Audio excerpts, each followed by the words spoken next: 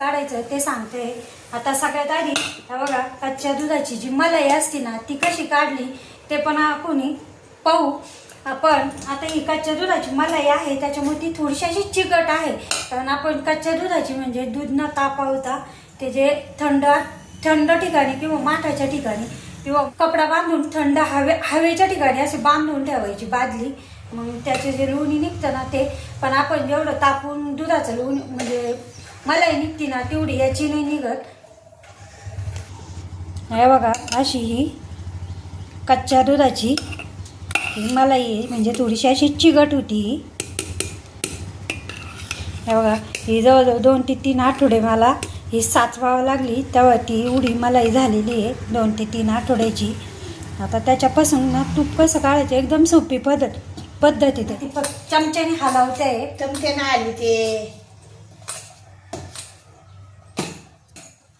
आता आजीने एक असं मोठं लिंबू याच्यामध्ये पिळायला लावलेलं आहे। आता ते मोठं लिंबू मी याच्यात पिळून घेते।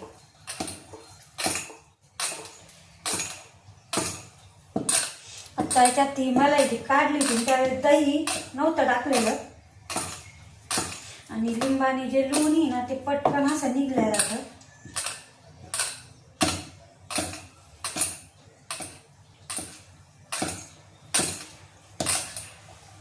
आता एक लिंबू पिळलेला आहे त्याच्यात। आता हे बघा, आजी हलवते आहे, लिंबू पिळलं तर लगेच लिंबू पिळल्यामुळे ना असं थोडं दिसत असेल की बघ लोणी जे आहे ना ते बाजूला व्हायला लागलेलं आहे। अजून याच्यात काय पाणी बिणी काहीच टाकलेलं नाही आहे, आणि फक्त चमच्याने हलवलेलं आहे असं।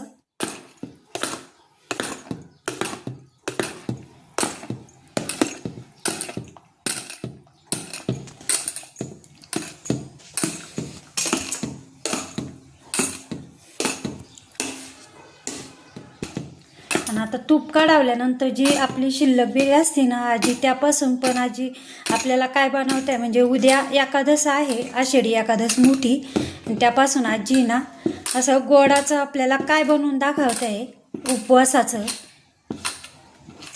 आता हे बघा, थोडं बाजूला लागलेलं आहे।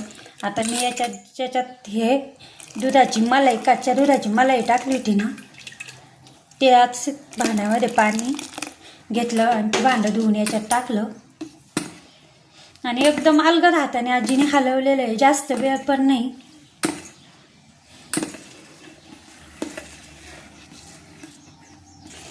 आजी आता असं गोल चमच्याने, कारण ते थोडंसं असं हलकं पाणी टाकल्यामुळं काय झालं ते हलकं व्हायला लागलं, मग पटपट चमच्याने हलवल्या जाते। बघा, लोण्याचे गोळे लगेच निघायला लागलेले।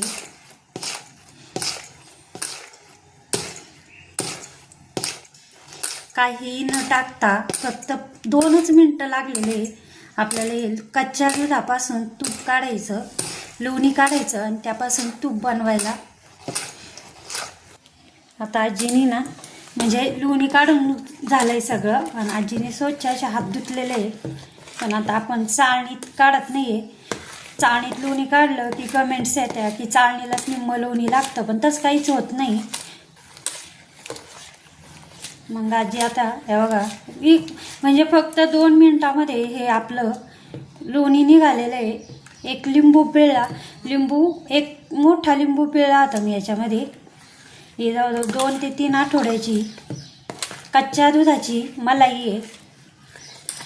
आता ना तूप काढवायला लोखंडी कढई घ्यायला लावली त्या आजीनी, हे बघा, आणि हे जे लोणी आहे ना ते कढईत काढून घेत आहे। हे बघा, एवढ्याशा मलाईपासून एवढं असं लोणी निघालेलं आहे किती, आणि हे ताक जे आहे ना ते पण इतकं चवीला छान लागतं हे कच्च्या दुधाचं।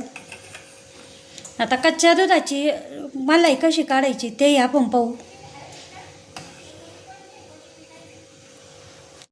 कच्च्या दुधाची मलाई कशी काढायची, आता सगळ्यात आधी हे दूध आणलेलं आहे ताजं, अजिबात तापवलेलं नाही आहे, हे एका पातेल्यात आहे ना गाळणीने गाळून घेतलेलं आहे। आता हे दूध जे आहे ना ते गाळून घेतलेलं आहे, म्हणजे त्याच्यात काही पडलेलं असलं ना ते निघून जातं, आणि थोडेसे 2-3 दाणे साखरेचे टाकले, आणि 1-2 मिनटं मी असंच हे दूध असं हलवलं।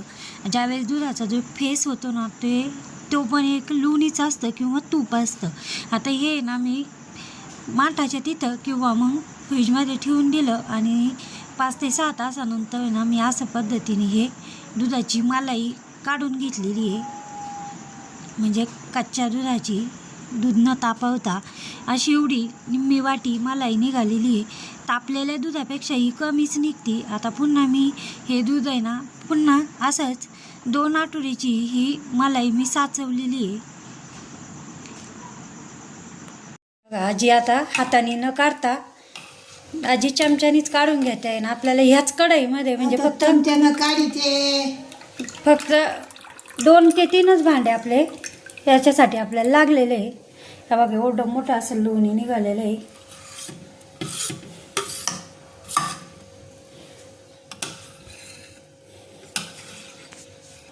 आपलं ताक पण थोडंच झालेलं आहे. हे बघा ताकात पण आपल्या अजिबात ही मलाई शिल्लक नाही आहे. आता हे लिंबाचं बी पडलं होतं ना याच्यात, ते मी पुन्हा एकदा धुवून घेते आहे कढई. आणि हे जे पाणी ना हे बघा इतकं मस्त असं आपलं हे लोणी झालेलं आहे. मी एकदाच धुवून घेते कारण आपल्याला याच्यापासून उपवासासाठी, देवीपासून उपवासासाठी काय बनवते आजी ते पण पाहू. आजी आता इकडं तूप काढवायला ठेवलेलं आहे या लोखंडी कढईत.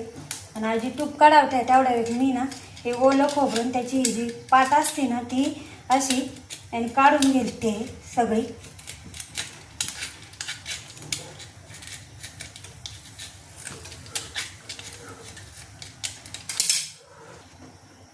आता मिक्सरचं भांडं घेतलेलं आहे आणि ह्याचे छोटे छोटे असे तुकडे केलेले आहे.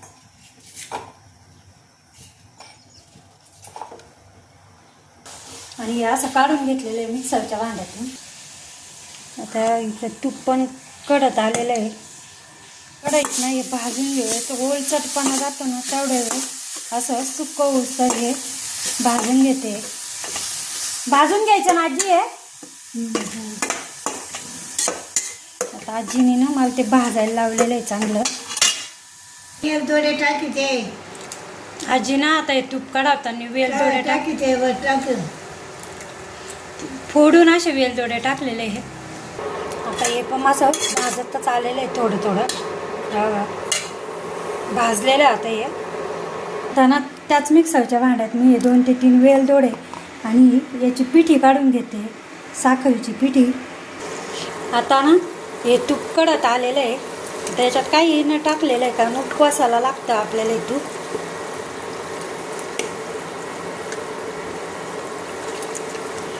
आता फक्त 2च मिनिटात हे तूप काढलं जाईल.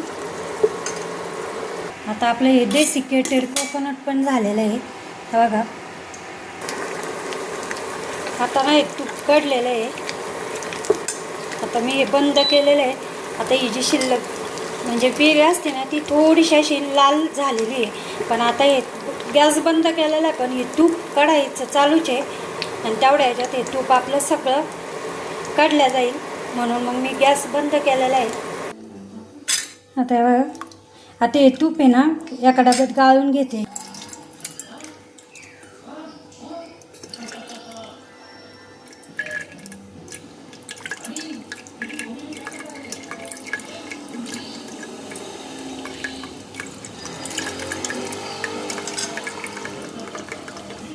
आता हे तूप आहे ना डब्यात गाळून घेतलेलं आहे. आणि आता मी ना ही जी पेरी आहे ना शिल्लक त्याचं फक्त असं तूप निथळून घेतलेलं आहे. हे दाबलेले नाही, त्याच्यातलं काही सगळं तूप काढलेलं नाही आहे. त्याच्यात असं थोडं तूप ते आता पुन्हा ह्याच कढईत टाकते. आता आजीनी ना आजीने काय टाकीते आता आजीनी उपवासाचं शिंगाड्याचं पीठ जे असतं ना ते घेतलेलं आहे. आता आजी हे भाजून घेते याच्यामध्ये. आता हे तिन्ही पण ना सगळं छान असं कमी गॅसमध्ये मी भाजून घेते. आजीने हे तिन्ही पण छान असं भाजून घेते आजी. आता आजीने ना मला याच्यात निम्मी वाटी दूध टाकायला लावलं होतं. दूध टाकलंय त्याच्यामध्ये. आता मिक्सरवरून वेलदोडे आणि साखर काढली होती ना ती टाकलेली आहे.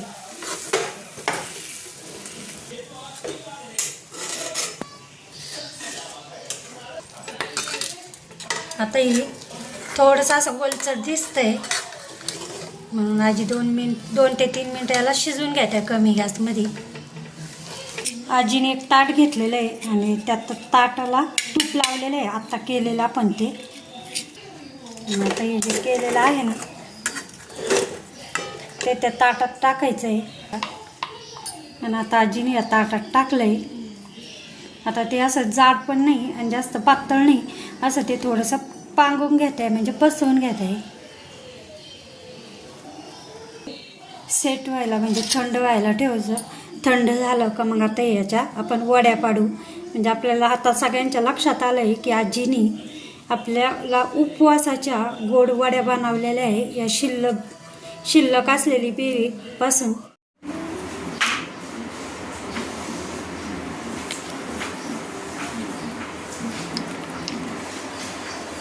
आणि आता असं ह्या कट केलेल्या मी वड्या बघा इतकी मस्त आणि चवीला तेवढी छान अशी या वड्या